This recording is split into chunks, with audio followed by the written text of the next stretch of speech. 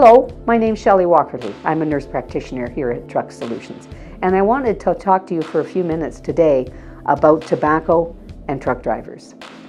Why is that important? Well, truck drivers do tend to smoke more than the general population, and there's lots of reasons for that. Some of that has to do with the work itself. Drivers tend to be under more stress than the average worker. You're sitting for a long time on your own. There's a lot of isolation and boredom. There's road traffic, there's road conditions, there's erratic schedules and heavy demands for deliveries on time. All of these cause stress. And smoking, as most of you know, is one of the ways many of us try to handle stress. What are the risks related to smoking? Some of us, or most of us, would be familiar with many of these, but some of them might be not familiar to you. We know that tobacco use is related to some serious health conditions. A variety of cancers, lung disease, heart disease, high blood pressure, all of those things can be directly related to tobacco use. But at the same time, tobacco use can also cause problems with things like sleep. We know that people who are using tobacco on a regular basis can have disordered sleep, can be harder to fall asleep, be harder to maintain a sleep, and it is related to daytime tiredness. And as truck drivers, you know that daytime tiredness can be a serious issue. Another concern about tobacco that many people may not know is there was actually a recent Ontario study that demonstrated that smokers are more likely to be involved in motor vehicle collisions than non-smokers. So it has an effect on possibly on our judgment, on our amount of concentration, but there's certainly something there that is causing that concern. Tobacco is also costly. You know, that's one of the primary downfalls for many of us. So what can you do? What are the things you might want to try to eliminate tobacco from your life if you're on the road? We know that there's lots of reasons why truckers decide to smoke and why they find it difficult to quit. But what are some of the things you can do that might help?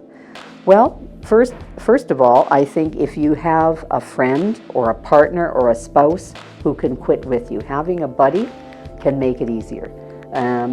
Even if you're on the road, you can be in touch by phone or by radio, keep each other honest, check in. Another option that you might want to think about is nicotine replacement products. There are a variety of ways to obtain nicotine that are safer than using tobacco. You can talk to a nurse practitioner, a doctor, a nurse, or a pharmacist about a variety of options that would be available over the counter at your local drugstore.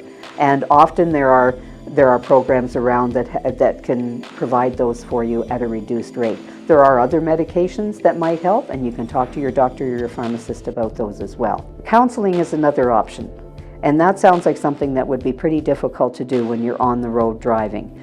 But there are two resources that I wanted to make you aware of. One is called Smokers Helpline. This is a Canadian and Ontario-based program that is available 24/7 by phone, and by computer. You can reach a skilled counselor at any time, day or night, who can help you. So this is very helpful for truckers who are often on a schedule that doesn't allow them to participate in other sorts of programs. Another one is an online program called Stop the Net. Again, available 24/7 and really helpful resources there. You could also consider a counseling group or a support group. So there's many of these online now. So that's another thing that you could take part in, even if you're out on the road, if you can access them on your break time. You've got a support group there to help you. Think about other ways you can manage your stress. If you think one of the main reasons that you're smoking is the stress you're experiencing, think of other ways of managing that.